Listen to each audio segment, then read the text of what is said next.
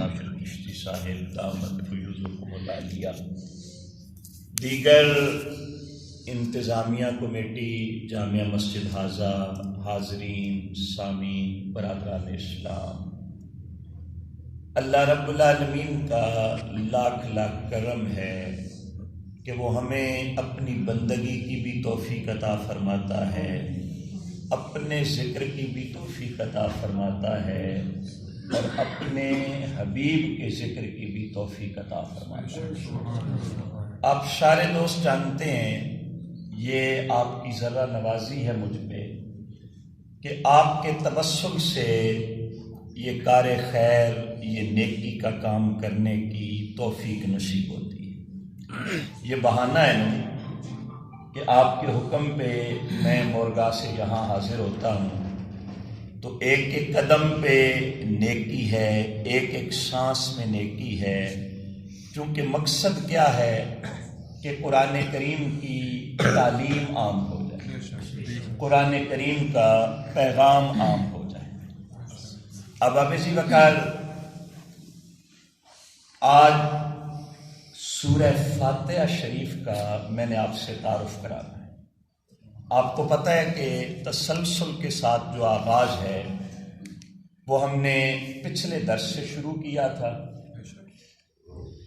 پچھلے درس میں بسم اللہ شریف کے حوالے سے چند گزارشات آپ دوستوں کی خدمت میں عرض کی تھیں۔ آج دو باتیں عرض کرنی ہیں، سورہ فاتحہ کے اسماء، نام، اور 2 سے 3 حدیثیں سورہ فاتحہ کی فضیلت میں۔ پھر جو سورہ فاتحہ کی آیات کا ترجمہ یا تفسیر ہے تو پھر یار زندہ صحبت باقی، اللہ نے توفیق دی، وہی توفیق دینے والا ہے، اس سلسلے کو چلاتے رہیں گے۔ اب ابھی وقار جس چیز کے جتنے زیادہ نام ہوتے ہیں، کسی چیز کے زیادہ نام اس کی فضیلت کے زیادہ ہونے پہ دلالت کرتے ہیں۔ اور فخر السادات حضرت سید محمود آلوسی بغدادی رحمۃ اللہ تعالی علیہ، آپ سورہ فاتحہ کے اسماء گرامیہ کے بارے میں فرماتے ہیں کہ اس سورت کے 22 مشہور نام ہیں۔ توجہ، کتنے مشہور نام ہیں؟ 22 مشہور نام۔ میں چند ایک 10 کے قریب جو نام ہیں ان کی تھوڑی تھوڑی وضاحت بھی عرض کر دوں گا، اور باقی صرف نام جو امام بقائی نے فرمائے ہیں اور پھر جو رہ گئے تھے وہ سید زادے نے پورے فرمائے ہیں، وہ آپ دوستوں کی خدمت میں عرض کرنے ہیں۔ اب ابھی وقار سورہ فاتحہ کا توجہ ہے نا، یہ یاد رکھیے گا کہ جو درس قرآن ہے نا وہ خطاب نہیں ہوتا، وہ چس والی تقریر نہیں ہوتی، ٹھیک ہے نا جی۔ اور پھر جو آج کا موضوع ہے وہ تو آج کا موضوع ہے، تو اس میں تو زیادہ بحث بھی ناموں پہ ہے۔ میں انشاءاللہ تعالی آخر میں ساتھ ساتھ بھی حدیث عرض کروں گا جہاں نام پہ حدیث ہوگی، اور آخر میں فضیلت پہ بھی 2-3 باتیں سنیوں کے لیے میں انشاءاللہ کوشش کروں گا عرض کرنے۔ صرف توجہ فرمائیں۔ پہلا نام، میری گزارش یہ ہے کہ صرف توجہ فرمائیں تاکہ ہمیں کچھ نہ کچھ تو 10% بھی یاد رہا تو اس کا مطلب ہے کہ 22 میں سے 2-4 نام تو یاد ہی رہ جائیں گے نا۔ سورہ فاتحہ کا پہلا نام فاتحۃ الکتاب ہے۔ کیا ہے؟ درس کا معنی یہی ہوتا ہے، مل جل کے پڑھنا۔ کیا نام ہے جی؟ فاتحۃ الکتاب۔ اور فاتحہ کا معنی ہوتا ہے آغاز۔ فاتحہ کا معنی کیا ہوتا ہے؟ آغاز، ابتدا، شروعات۔ اب ابھی وقار اس کو فاتحۃ الکتاب کیوں کہتے ہیں، اس کی 3-4 وجوہات مفسرین نے بیان فرمائی ہیں۔ نمبر 1، چونکہ قرآن کریم کا آغاز اس سورہ مبارکہ سے ہو رہا ہے اس لیے اس کو فاتحۃ الکتاب کہا جاتا ہے۔ نمبر 2، چونکہ جو تعلیم کی ابتدا ہے، یہ دیکھیں باقاعدہ درس قرآن کی ابتدا بھی ہم اسی سورہ سے کر رہے ہیں، چونکہ جو تعلیم کی ابتدا ہے وہ بھی اسی سورہ سے کی جاتی ہے۔ جب آپ بچوں کو ناظرہ کے لیے اساتذہ کرام کے پاس چھوڑ کے آتے ہیں تو جو قاعدے پڑھائے جاتے ہیں وہ تو ذرا زبان کو تلفظ اور لہجہ اس کا عادی بنانے کے لیے کہ قرآن عربی میں ہے تو عربی پڑھی جائے، پتہ یہ نہ چلے کہ بندہ عربی پڑھ رہا ہے یا پنجابی بول رہا ہے۔ تو بعد میں جب باقاعدہ تعلیم شروع ہوتی ہے تو سب سے پہلے کون سی سورہ پڑھائی جاتی ہے؟ سورہ فاتحہ، اس لیے بھی اس کو سورہ فاتحہ کہا جاتا ہے۔ پھر نماز میں جو قرات کا آغاز ہے وہ بھی اسی سورہ سے ہوتا ہے، اس لیے اس کو فاتحۃ الکتاب کہتے ہیں۔ پھر ایک قول کے مطابق کتاب اللہ کی سب سے پہلے یہی سورت نازل ہوئی، اس لیے بھی اس کو فاتحۃ الکتاب کہا جاتا ہے۔ یہ اس کا پہلا نام ہے، یاد رہے گا؟ بتا دیں کیا ہے؟ فاتحۃ الکتاب۔ فاتحۃ الکتاب۔ امام ترمذی رحمۃ اللہ تعالی علیہ نے جامع ترمذی میں حضرت عبادہ بن صامت رضی اللہ تعالیٰ عنہ سے روایت کی ہے کہ رسول اللہ صلی اللہ علیہ وسلم نے اپنے فرمان میں اس کو فاتحۃ الکتاب کہا ہے۔ وہ فرمان کیا ہے؟ میرے کریم نبی صلی اللہ علیہ وسلم نے فرمایا لا صلاۃ الا بفاتحۃ الکتاب، کہ سورہ فاتحہ کے بغیر کوئی نماز بھی مکمل نہیں ہوتی، کوئی نماز بھی مکمل نہیں۔ اب وہ جب قرات خلف الامام کی بات آئے گی نا تو وہاں میں چھیڑوں گا اس حدیث کا جو مفہوم کچھ لوگ اور طرح سے لے جاتے ہیں، وہ بھی عرض کروں گا، بھی توجہ۔ اب ابھی بکر اس کا دوسرا نام، پہلا نام کیا تھا؟ فاتحۃ الکتاب، اس کا دوسرا نام ہے ام القرآن۔ اس کا دوسرا نام کیا ہے دوستو؟ ام القرآن۔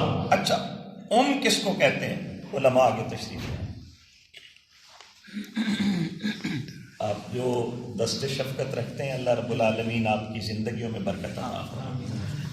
اب اسی بکر دوسرا نام کیا ہے؟ ام القرآن۔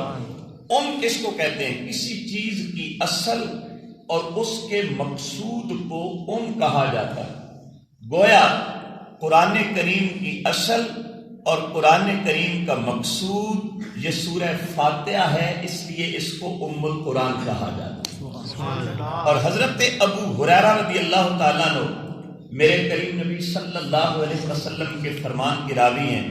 حضور نبی کریم صلی اللہ علیہ وسلم نے فرمایا الحمدللہ ام القرآن ہے اور ام الکتاب ہے اور 7 مثانی ہے۔ اب اسی بکر تیسرا نام، پہلا نام کیا تھا؟ فاتحۃ الکتاب، دوسرا نام کیا تھا؟ ام القرآن، تیسرا نام سورۃ الحمد۔ کیا ہے جی؟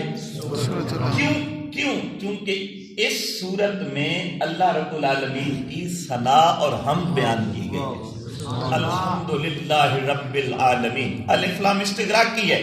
تمام تعریفیں اس اللہ کے لیے ہیں جو سارے جہانوں کا پالنے والا ہے۔ تو پہلا میں دہرا اس لیے رہا ہوں کہ درس کا مزاج یہی ہے کہ ہمیں کچھ یاد ہو، درس کا مزاج یہی ہے۔ پہلا نام تھا فاتحۃ الکتاب، دوسرا نام تھا ام القرآن، تیسرا نام کیا ہے جی؟ سورۃ الحمد۔ آگے چلیں، چوتھا نام ہے السبع المثانی۔ کیا نام ہے جی؟ السبع المثانی، جو آیت کریمہ میں نے تلاوت کی۔ اللہ رب العالمین ارشاد فرماتے ہیں وَلَقَدْ آتَيْنَاكَ سَبْعًا مِنَ الْمَثَانِي، ہم نے آپ کو 7 آیتیں دیں جو دہرائی جاتی ہیں۔ مثانی کا معنی کیا ہوتا ہے؟ جو چیز دہرائی جائے، جو چیز دہرائی جائے، ثانی، دوسرے کو ثانی کہا جاتا ہے۔ اس کی کچھ وجوہات ہیں، پہلے حضور کا فرمان سن لیں۔ میرے کریم نبی صلی اللہ علیہ وسلم نے فرمایا الحمدللہ رب العالمین، یہ السبع المثانی ہے اور وہ قرآن عظیم ہے جو مجھے عطا کیا گیا ہے۔ اب دوستو، اس کو جو سبع المثانی کہا جاتا ہے اس کی وجوہات، نمبر 1، اس سورت کے نصف میں جو ابتدائی نصف ہے اس میں اللہ تعالیٰ کی ثنا ہے اور باقی نصف میں دعا ہے۔ 2 چیزیں ہو گئی، نصف میں کیا ہے؟ ثنا ہے، اور باقی نصف میں کیا ہے؟ اہدنا الصراط المستقیم، دعا ہے۔ اور 2 چیزیں ہو گئی تو 2 کو مثانی کہتے ہیں، اس لیے اس کو سبع المثانی کہا جاتا ہے۔ نمبر 2، ہر 2 رکعت نماز میں اس سورت کو 2 مرتبہ پڑھا جاتا ہے۔ ہر 2 رکعت نماز میں اس سورت کو 2 مرتبہ پڑھا جاتا ہے، اس لیے بھی اس کو السبع المثانی کہا جاتا ہے۔ نمبر 3، یہ سورت 2 بار نازل کی گئی۔ یہ بھی مرتبے کی بات ہے، یہ بھی عظمت کی بات ہے۔ یہ سورت 2 مرتبہ نازل کی گئی، اس لیے بھی اس کو اصحاب المثانی کہا جاتا ہے۔ نمبر 4، اس سورت کے پڑھنے کے بعد نماز میں دوسری سورت کو پڑھا جاتا ہے، اس لیے بھی اس کو اصحاب المثانی کہا جاتا ہے۔ کچھ بات ذہن میں آئی؟ مجھے احساس ہے، لیکن ظاہر ہے میں نے درس دینا ہے، میں نے خطاب کوئی نہیں کرنا، نہ مجھے خطاب، بہرحال میں جملہ ادھورا چھوڑتا ہوں۔ 4 معنی ہم نے ڈسکس کر لیے، کتنے؟ نمبر 1 فاتحۃ الکتاب، نمبر 2 ام القرآن، نمبر 3 سورۃ الحمد، اور نمبر 4 اصحاب المثانی۔ یہ ذرا دہرا لیں، چوتھا کیا ہے؟ یہ اصحاب المثانی۔ 5واں نام، اس کا 5واں نام ہے ام الکتاب۔ لو بھی تو قلم بھی تو تیرا وجود الکتاب، اس کا 5واں نام کیا ہے؟ ام الکتاب۔ صحیح بخاری میں امام بخاری میرے کریم نبی صلی اللہ علیہ وسلم کے اس فرمان کو لے کے آئے ہیں۔ اس کے راوی حضرت ابو سعید خدری رضی اللہ تعالی عنہ ہیں۔ ایک شخص پر سورہ فاتحہ پڑھ کر دم کیا جس کو بچھو نے کاٹا تھا، اور کہا میں نے صرف ام الکتاب پڑھ کر دم کیا۔ صحابی کا قول ہے، اور صحابی اپنے پاس سے کوئی بات نہیں کہتے۔ انہوں نے جو بھی کہا میرے کریم نبی صلی اللہ علیہ وسلم کی تعلیمات کی روشنی میں کہا۔ جب صحابی نے اس کو ام الکتاب کا نام دیا تو ہم بھی دہرا رہے ہیں، جناب اس کا 5واں نام کیا بنتا ہے؟ ام الکتاب بنتا ہے۔ اس کے بعد نمبر 6 الوافیہ، اس کا 6واں نام کیا ہے؟ الوافیہ۔ ہم ایک لفظ بولتے ہیں شافی وافی، وافی کا معنی ہوتا ہے، اس کا مطلب ہے اس سورت کے مضامین جامع اور وافی ہیں، اس لیے اس سورت کو الوافیہ کہا جاتا ہے۔ نمبر 7، اس سورت کا 7واں نام الکافیہ ہے، اس لیے کہ دوسری سورتوں کے بدلہ میں اس سورت کو پڑھا جا سکتا ہے، لیکن اس سورت کے بدلے میں کسی دوسری سورت کو نہیں پڑھا جا سکتا۔ دوسری صورتوں کے بدلے میں اس سورت کو پڑھا جا سکتا ہے، لیکن اس سورت کے بدلے میں کسی دوسری سورت کو پڑھا نہیں جا سکتا۔ حضرت عبادہ بن صامت رضی اللہ تعالیٰ عنہ میرے کریم نبی صلی اللہ علیہ وسلم کے فرمان کو روایت کرتے ہیں۔ حضور نے فرمایا ام القرآن دوسری صورتوں کا عوض ہے، اور دوسری کوئی صورت اس کا عوض نہیں ہے۔ ام القرآن دوسری صورتوں کا عوض ہے، اور دوسری کوئی صورت اس کا عوض نہیں ہے۔ اس کا 8واں نام، توجہ میں آپ کی بات کی طرف آ رہا ہوں، 8واں نام، اس کا 8واں نام شفا ہے۔ اس کا 8واں نام کیا ہے دوستو؟ شفا ہے۔ امام دارمی نے اپنی سنن کے اندر اس حدیث کو نقل کیا ہے۔ حضرت عبد الملک بن عمیر رضی اللہ تعالیٰ عنہ اس کے راوی ہیں۔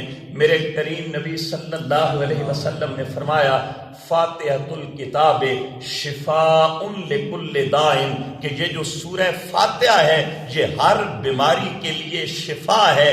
کوئی بھی بیماری لگ جائے، آپ سورہ فاتحہ پڑھ کے دم کریں، اللہ رب العالمین ضرور بیمار کو شفا عطا فرما دے گا۔ اب ابھی بکر اس کا 9واں نام، اس کا جو سورۃ الصلاۃ ہے، کیا ہے؟ سورۃ الصلاۃ۔ اللہ تعالیٰ نے اس سورت پر صلاۃ کا اطلاق کیا ہے، لفظ صلاۃ کا اطلاق کیا ہے۔ امام مسلم رحمت اللہ تعالی علیہ اپنی صحیح مسلم کے اندر اس حدیث کو لے کے آئے ہیں۔ اس کے راوی حضرت ابو ہریرہ رضی اللہ تعالیٰ عنہ ہیں۔ رسول اللہ صلی اللہ علیہ وسلم کو حضرت ابو ہریرہ کہتے ہیں میں نے یہ فرماتے ہوئے سنا کہ نماز، صلاۃ کا لفظ، میں نماز ترجمہ صلاۃ کا کر رہا ہوں، نماز یعنی سورہ فاتحہ کو اللہ فرماتا ہے۔ یہ حدیث قدسی ہے۔ حدیث قدسی کون سی ہوتی ہے؟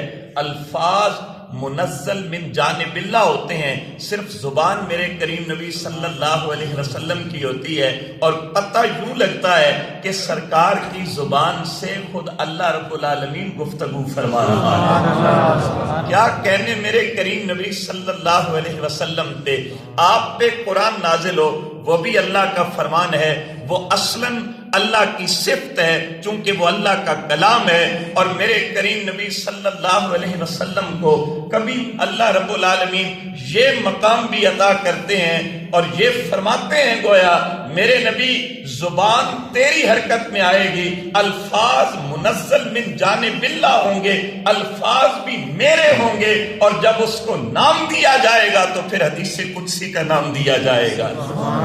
اب اسی وقت میں جو بات عرض کر رہا ہوں حدیث قدسی ہے۔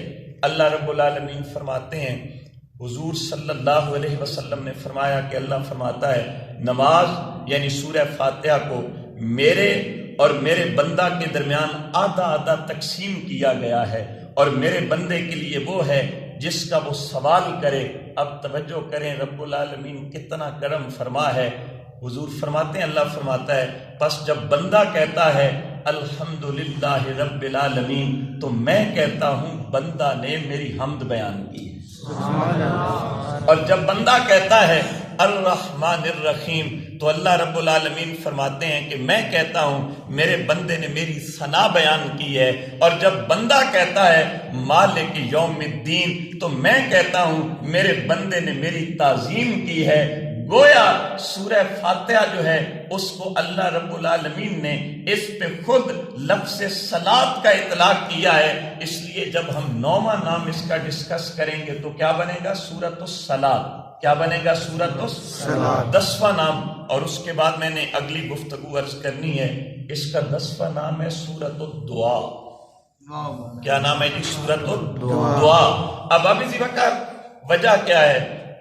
دعا کا ادب یہ ہے کہ دعا کرتے ہوئے یہ بات ذہن میں رکھنی ہے، یہ ادب تو ضروری ہے کہ شروع میں کریم نبی صلی اللہ علیہ وسلم کی بارگاہ میں ہدیہ صلاۃ و سلام عرض کیا جائے۔ اس کے بعد دعا کا ادب یہ ہے کہ شروع میں اللہ رب العالمین کی ثنا بیان کی جائے، شروع میں اللہ رب العالمین کی حمد بیان کی جائے۔ مثلا حضرت یوسف علیہ السلام اللہ کی بارگاہ میں دعا کرتے ہیں فاطر السماوات والارض انت ولی فی الدنیا والآخرہ۔ اب پہلے اللہ کی تعریف کی، پھر دعا کی توفنی مسلما والحقنی بالصالحین۔ گویا دعا کا ادب یہ ہے، دعا کا طریقہ یہ ہے۔ آج ہم یہ بات بھی سیکھ کے جائیں گے کہ حضور کریم نبی صلی اللہ علیہ وسلم کی بارگاہ میں ہدیہ صلاۃ و سلام عرض کرنے کے بعد پہلے اللہ رب العالمین کی ثنا بیان کرنی ہے، اللہ کی حمد بیان کرنی ہے، اللہ کی عظمت بیان کرنی ہے، اور اس کے بعد اپنا سوال رب العالمین کی بارگاہ میں عرض کرنا ہے۔ اور جب ہم اس کو سورۃ الدعا کا نام دیں گے تو پھر آپ ذرا سورہ فاتحہ کا مطالعہ کریں۔ شروع میں اللہ کی حمد ہے، اللہ کی ثنا ہے، اللہ کی تعظیم ہے، اور اس کے بعد بندہ اپنے رب کی بارگاہ میں عرض کرتا ہے نماز میں کھڑے ہو کے اہدنا الصراط المستقیم صراط الذین انعمت علیہم غیر المغضوب علیہم ولا الضالین آمین۔ پہلے اللہ کی حمد بیان کی، پھر اپنا سوال رب کی بارگاہ میں عرض کر رہا ہے۔ اب اسی وقت اس کے بعد میں نے پہلے عرض کیا علامہ بکائی رحمت اللہ تعالی علیہ نے اس کے کچھ اور نام بھی بیان کیے ہیں۔ اس میں ایک نام اس کا سورۃ الکنز ہے۔ کنز کس کو کہتے ہیں؟ خزانے کو۔ ہر چیز کا خزانہ سورہ فاتحہ ہے۔ اس کے بعد اس کا ایک نام سورۃ الواقعہ ہے، اور واقعہ کا معنی کیا ہوتا ہے؟ وقا یقی وقایتن کا معنی ہوتا ہے بچانا۔ ہر مشکل سے بچانے والی قرآن کی جو سورہ ہے وہ سورہ فاتحہ ہے۔ پھر اس کا ایک نام رقیہ ہوتا ہے۔ رقیہ کا معنی کیا ہوتا ہے؟ دم کرنا۔ کیا ہوتا ہے؟ دم کرنا، چونکہ یہ ایک ایسی صورت ہے جس کا دم آپ مریض پہ کریں اللہ مریض کو شفا عطا کرے گا۔ یہاں پہ اگر کسی کو شفا نہ ملے، مفسرین کہتے ہیں کہ پڑھنے والے کی روحانیت میں کمی کی وجہ سے شفا نہیں مل رہی، ورنہ سورہ فاتحہ کی روحانیت کے اندر کوئی فرق موجود نہیں ہے۔ اور اب آپ اسی وقت اس کا ایک نام سورۃ الشکر ہے، چونکہ جب بندہ اللہ رب العالمین کی تعریف کرتا ہے تو تعریف بھی شکر ہوتا ہے۔ آپ شکر کا لغوی معنی ڈکشنری میں کھولیں نا تو یہی ملے گا، کسی کے احسان پہ اس کی تعریف کرنا، یہ شکر کا معنی ہے۔ اور اس کا شکر کا اصطلاحی معنی کیا ہے کہ اللہ رب العالمین کے احسانات پہ، اللہ رب العالمین کی عنایات پہ، اور رب العالمین کے احسانات کتنے ہیں خود اللہ قرآن میں کہتا ہے فَبِأَيِّ آلَاءِ رَبِّكُمَا تُكَذِّبَانِ، پس تم اپنے رب کی کون کون سی نعمتوں کو جھٹلاؤ گے؟ خود اللہ قرآن میں کہتا ہے وَإِن تَعُدُّوا نِعْمَتَ اللَّهِ لَا تُحْصُوهَا، اگر تم اللہ کی نعمتوں کو گننا چاہو تمہاری زندگیاں ختم ہو جائیں گی، گنتی، تعداد اور عدد ختم ہو جائیں گے، لیکن رب العالمین کی نعمتوں کو تم کبھی گن نہیں پاؤ گے۔ تو جب یہ صورتحال ہے تو جب ہم اس کے اتنے احسانات پہ اس کی تعریف کرتے ہیں تو گویا ہم اس کا شکر بجا لا رہے ہوتے ہیں، اس لیے بھی اس کو سورۃ الشکر کہا گیا ہے۔ اب اسی بکر اب 10 وہ اور یہ 4 یہ ملائیں 5، ایک مجھ سے رہ گیا، اساس کہتے ہیں بنیاد کو، اساس کس کو کہتے ہیں؟ بنیاد کو۔ اور اب اسی وقار ہر چیز کی بنیاد، قرآن کریم کی بنیاد وہ بھی سورہ فاتحہ ہے، اس لیے اس کو سورۃ الاساس بھی کہا جاتا ہے۔ 10 وہ 5 یہ 15 ہو گئے۔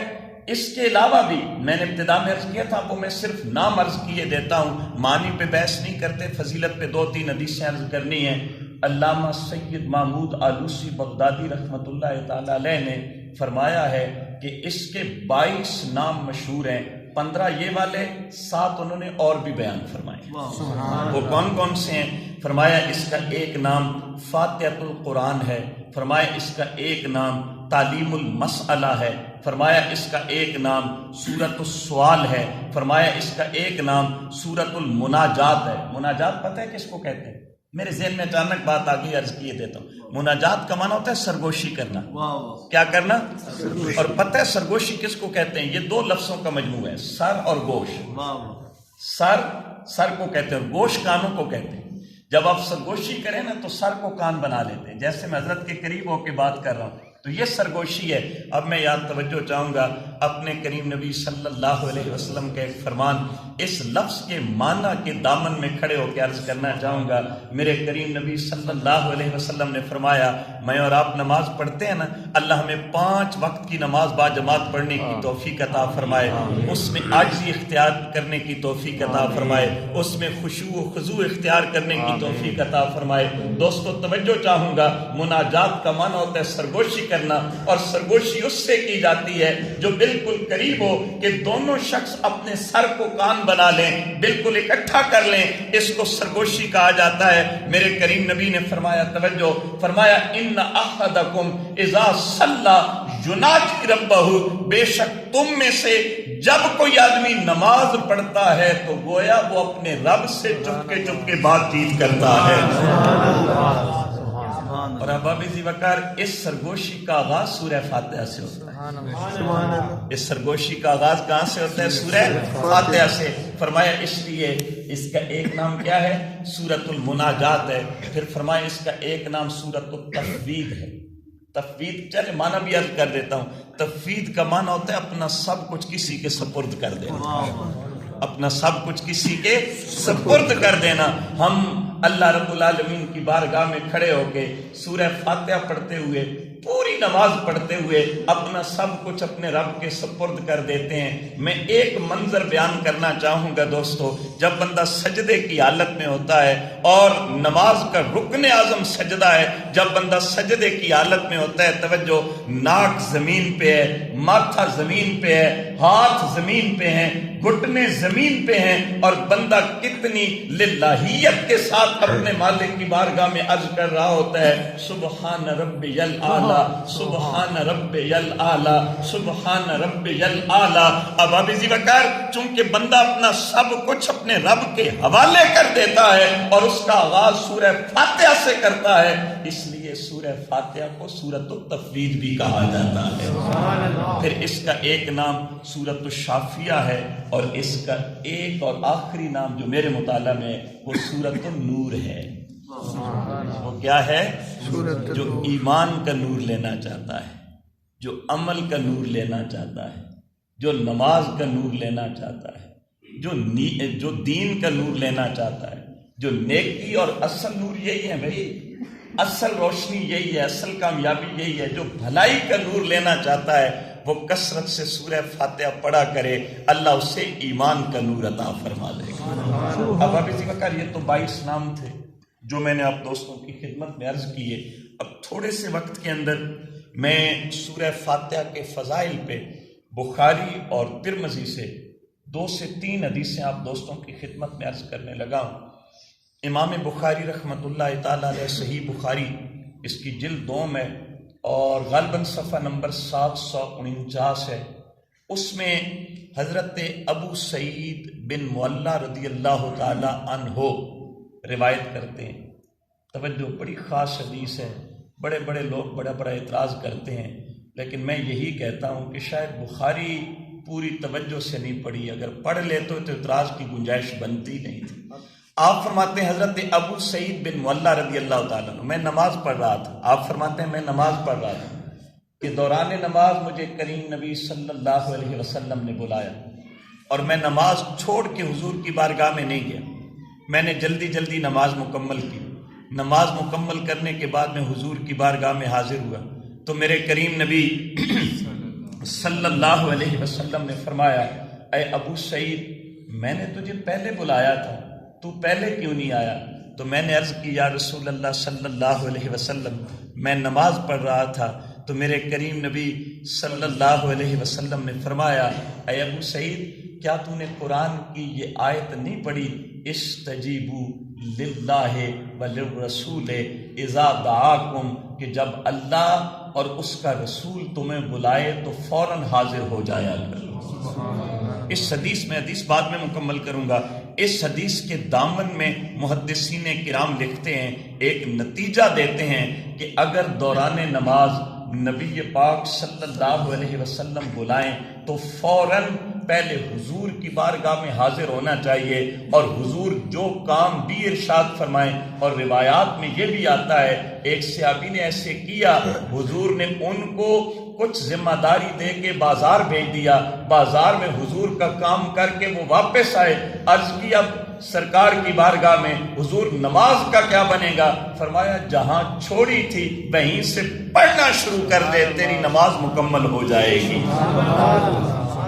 تو آپ اندازہ کریں، ہم تو ہر نماز میں اپنے کریم نبی صلی اللہ علیہ وسلم کی بارگاہ میں عرض کرتے ہیں، السلام علیکہ ایھا النبی ورحمۃ اللہ وبرکاتہ۔ تو اس سے جو نتیجہ عرض کرنا چاہتا ہوں وہ یہی ہے کہ اگر نماز میں سرکار دو عالم صلی اللہ علیہ وسلم بلائیں، پہلا نتیجہ فوراً حاضر ہونا چاہیے، نماز کے مکمل کرنے کا انتظار نہیں کرنا چاہیے۔ دوسرا نتیجہ کہ جب حضور بلائیں بندہ نماز میں اسی وقت سرکار کی بارگاہ میں چلا جائے تو جناب والا نماز ٹوٹتی نہیں ہے، نماز ٹوٹتی نہیں ہے۔ پتہ ہے حضرت ابو سعید عرض کرتے ہیں، یا رسول اللہ صلی اللہ علیہ وسلم، آئندہ حکم کی تعمیل کروں گا۔ میرے کریم نبی، لجپال نبی صلی اللہ علیہ وسلم، ذرا منظر کا جو چس ہے نا منظر کی، وہ حاصل کرنے کی کوشش کیجئے گا۔ حضور حضرت ابو سعید کا ہاتھ تھام لیتے ہیں، حضور حضرت ابو سعید کا ہاتھ تھام لیتے ہیں، ہاتھ پکڑ لیتے ہیں اور فرماتے ہیں، ابو سعید، مسجد سے نکلنے سے پہلے میں تمہیں قرآن مجید کی سب سے عظیم سورت کی تعلیم فرماؤں گا۔ حضرت ابو سعید کہتے ہیں میں حضور کے ساتھ چل پڑا، جب ہم مسجد سے نکلنے لگے اور ابھی تک سرکار نے مجھے بتایا نہیں تو میں نے حضور کی بارگاہ میں عرض کی، یا رسول اللہ صلی اللہ علیہ وسلم، جب آپ نے کرم فرمایا تھا، میرا ہاتھ اپنے ہاتھوں میں لیا تھا تو آپ نے فرمایا تھا کہ مسجد سے نکلنے سے پہلے میں تمہیں قرآن کی سب سے عظیم سورت کی تعلیم دوں گا، تو حضور وہ فرمائیے نا۔ تو میرے کریم نبی صلی اللہ علیہ وسلم نے فرمایا، الحمدللہ رب العالمین، یہ جو سورہ فاتحہ ہے یہ قرآن کریم کی سب سے عظیم سورت ہے، یہ سب المثانی ہے، اور یہ وہ قرآن عظیم ہے جو اللہ رب العالمین نے مجھے عطا فرمایا ہے۔ اب اسی وقت دوسری حدیث اسی عنوان سے، بالکل تھوڑی سی ورڈنگ چینج ہے، بات یہی ہے، صرف راوی حضرت ابو ہریرہ ہیں رضی اللہ تعالیٰ عنہ، اور اس حدیث کو لے کے کون آئے ہیں؟ امام ترمذی۔ توجہ ہے نا آپ دوستوں کی، اپنی جامع میں اس حدیث کو لے کے آئے ہیں۔ حضرت ابو ہریرہ فرماتے ہیں کہ میرے کریم نبی صلی اللہ علیہ وسلم ایک دن حضرت ابی بن کعب رضی اللہ تعالیٰ عنہ کے گھر تشریف لے گئے۔ آپ کی توجہ ہو تو میں حضور کی ایک سنت عرض کرنا چاہتا ہوں۔ میرے کریم نبی صلی اللہ علیہ وسلم کی سنت مبارکہ ہے کہ آپ اپنے غلاموں کے گھر بھی تشریف لے جایا کرتے ہیں۔ حضور اپنے غلاموں کے گھر بھی، اور کس کے گھر گئے؟ حضرت ابی بن کعب۔ اور پتہ ہے حضرت ابی بن کعب کون ہے؟ بہت بڑا مقام ہے۔ ایک دن حضور نے حضرت ابی بن کعب رضی اللہ تعالیٰ عنہ کو بلایا۔ یہ قرآن بڑا خوبصورت پڑھتے ہیں، قرآن بڑا خوبصورت پڑھتے ہیں، اور صحابہ کے اساتذہ میں سے حضرت ابی بن کعب، حضرت عبداللہ بن عباس رضی اللہ تعالیٰ عنہ جنہوں نے پہلی قرآن کی تفسیر لکھی ہے، ان کے استاد حضرت ابی بن کعب رضی اللہ تعالیٰ عنہ۔ حضرت ابی بن کعب کون ہے؟ حضرت عمر اپنے دور خلافت میں جب کوئی بات پوچھتے تھے تو یا علی المرتضیٰ سے پوچھتے تھے یا ابی بن کعب سے پوچھا کرتے تھے، لیکن نہیں، میں کوئی اور تعارف کرانے لگا ہوں۔ حضرت ابی بن کعب رضی اللہ تعالیٰ عنہ وہ صحابی ہیں۔ ایک دن میرے کریم نبی صلی اللہ علیہ وسلم نے پاس بلایا، بلانے کے بعد فرمایا، ابی بن کعب تیرا نام لے کے اللہ نے مجھے حکم دیا ہے میرے نبی ابی بن کعب سے قرآن سنا کرو۔ یار کتنا بڑا مقام ہے کہ اللہ نام لے رہا ہے، اللہ نے تیرا نام لے کے مجھے حکم دیا ہے میرے نبی ابی بن کعب سے قرآن سنا کرو۔ حضرت ابو ہریرہ فرماتے ہیں کہ میرے کریم نبی لجپال نبی صلی اللہ علیہ وسلم حضرت ابی بن کعب رضی اللہ تعالیٰ عنہ کے گھر تشریف لے گئے، اور حضرت ابی بن کعب رضی اللہ تعالیٰ عنہ نماز پڑھ رہے تھے۔ حضور نے ان کو سلام کہا، السلام علیکہ یا ابی بن کعب، تو انہوں نے پیچھے مڑ کے دیکھا اور میرے کریم نبی صلی اللہ علیہ وسلم نے بلایا، لیکن وہ پھر آگے دیکھ کے نماز پڑھتے رہے۔ جب نماز مکمل فرما لی، حضور کی بارگاہ میں جو وہ حاضر ہوئے تو میرے پاک نبی صلی اللہ علیہ وسلم نے پوچھا، بھائی میں نے تجھے بلایا تھا تو آیا؟ اب دیکھیں حضور تو دیکھ رہے تھے کہ وہ نماز پڑھ رہے ہیں، پھر یہ سوال بنتا تو نہیں ہے، یہ سوال بڑے بڑے سوالاتوں کا جوابات ارشاد فرماتا ہے۔ حضور نے سوال کیا تعلیم امت کے لیے، امت کو بتانے کے لیے کہ میں دیکھ رہا ہوں، اس کے باوجود سوال کر رہا ہوں۔ اگر جواب اور جواب کے بعد حضور کا فرمان نہ ہوتا تو یہ سوال کرنا ہی اس بات کی دلیل کے طور پہ کافی تھا کہ نماز میں سرکار بلائیں تو فوراً آنا چاہیے، اور جو آ جائے اس کی نماز ٹوٹتی نہیں ہے۔ بے شک، اگر صرف یہ سوال ہی ہوتا تب بھی، یہاں تو پوری بات ہے، اور بخاری میں بھی ہے، ترمذی شریف میں بھی ہے۔ اب ابی بکر حضرت ابی بن کعب نے عرض کی، یا رسول اللہ صلی اللہ علیہ وسلم میں نماز پڑھ رہا تھا تو میرے کریم نبی صلی اللہ علیہ وسلم نے فرمایا، ابی جو وحی اللہ نے مجھ پہ نازل کی ہے کیا تو نے اس میں یہ حکم نہیں پڑھا؟ یہاں تھوڑا سا انداز مختلف ہے، یہ حکم نہیں پڑھا استجیبوا للہ وللرسول اذا دعاکم لما یحییکم، فرمایا کہ جب اللہ اور اس کا رسول تمہیں بلائے اس کام کی طرف جو کام تمہیں زندگی عطا کرتا ہے، یہ قرآن کہہ رہے ہیں، وہ اس کام کی طرف بلائیں جو کام تمہیں کیا کرتا ہے؟ زندگی عطا کرتا ہے، تو فوراً حاضر ہو جایا کرو۔ حضرت ابی بن کعب جیسی شخصیت میں تعارف کرا چکا ہوں، وہ عرض کرتے ہیں، یا رسول اللہ صلی اللہ علیہ وسلم آج کی معافی عطا فرما دیں، آج کے بعد کبھی دیر نہیں کروں۔ تو اس وقت میرے کریم نبی صلی اللہ علیہ وسلم نے فرمایا، اے ابی بن کعب کیوں نہ میں تجھے اس صورت کی تعلیم دوں جس کی مثل نہ تورات میں ہے، نہ انجیل میں ہے، نہ زبور میں ہے، نہ کوئی قرآن میں ہے۔ تو حضرت ابی بن کعب نے عرض کی، یا رسول اللہ صلی اللہ علیہ وسلم ارشاد فرمائیے، تو میرے کریم نبی صلی اللہ علیہ وسلم نے فرمایا، مجھے قسم ہے اس ذات کی جس کے قبضہ قدرت میں میری جان ہے، سورۃ الفاتحہ وہ سورت ہے جس کی مثل نہ تورات میں ہے، نہ زبور میں ہے، نہ انجیل میں ہے، نہ قرآن میں ہے، یہ سب المثانی ہے، یہ وہ قرآن عظیم ہے جو اللہ نے خاص طور پہ مجھے عطا فرمایا ہے۔ اس لیے آؤ دوستو، آج یہ پیغام ہم نوٹ کر لیں۔ آج کی آخری بات صحیح بخاری سے عرض کر کے معروضات کو سمیٹتا ہوں، تھوڑا سا حوالہ اس کا پہلے دیا، راوی حضرت ابو سعید خدری رضی اللہ تعالیٰ عنہ۔ تھک تو نہیں گئے؟ رسمن تو نہیں نہ کہہ رہے؟ ویسے تو قرآن کی تعلیم سے تھکنا تو نہیں چاہیے، بہرحال انسان ہے نا، پارٹ آف نیچر ہے۔ بہرحال میں جو بات عرض کر رہا ہوں، حضرت ابو سعید خدری رضی اللہ تعالیٰ عنہ فرماتے ہیں کہ ہم سفر پہ تھے اور رستے میں ایک جگہ ہم نے قیام کیا، جہاں ہم ٹھہرے ہوئے تھے تو وہاں ایک قبیلہ بھی آباد تھا، وہاں سے ایک لڑکی دوڑے دوڑے ہمارے پاس آئی اور آ کے کہنے لگی کہ ہمارے قبیلے کے سردار کو بچھو نے کاٹا ہے اور ہمارے جو قبیلے کے لوگ ہیں وہ قبیلے میں موجود نہیں ہیں، کہیں باہر گئے ہوئے ہیں، تم میں سے اگر کوئی آدمی دم کر سکے تو حضرت ابو سعید خدری رضی اللہ تعالیٰ عنہ کہتے ہیں ہم نے ایک ایسے شخص کو بھیجا جس نے اس سے پہلے زندگی میں کبھی دم نہیں کیا تھا، جس نے اس سے پہلے کبھی زندگی میں. مجھے ایک واقعہ یاد آ گیا، میں دور حدیث شریف میں پڑھتا تھا. اللہ رب العالمین کروڑوں رحمتیں نازل فرمائے جناب استاذ المکرم حضرت علامہ محمد خان نوری رحمۃ اللہ تعالیٰ علیہ کی قبر انور پر وہ ہمیں مسلم شریف پڑھا رہے تھے اور پڑھاتے پڑھاتے نہ کہنے لگے بیٹا دم وغیرہ کرتے رہتے ہو؟ تو ہم نے عرض کی نہیں حضور ہمیں تو اذن نہیں ہے، ہمیں تو کہیں سے اذن نہیں ہے. تو آپ فرمانے لگے بیٹا تمام کو میں اذن عطا کرتا ہوں آج کے بعد دم کیا کر. اب میں باقی استدلال نہیں کرتا کیونکہ پھر ساری ضرورت نہیں رہے گی.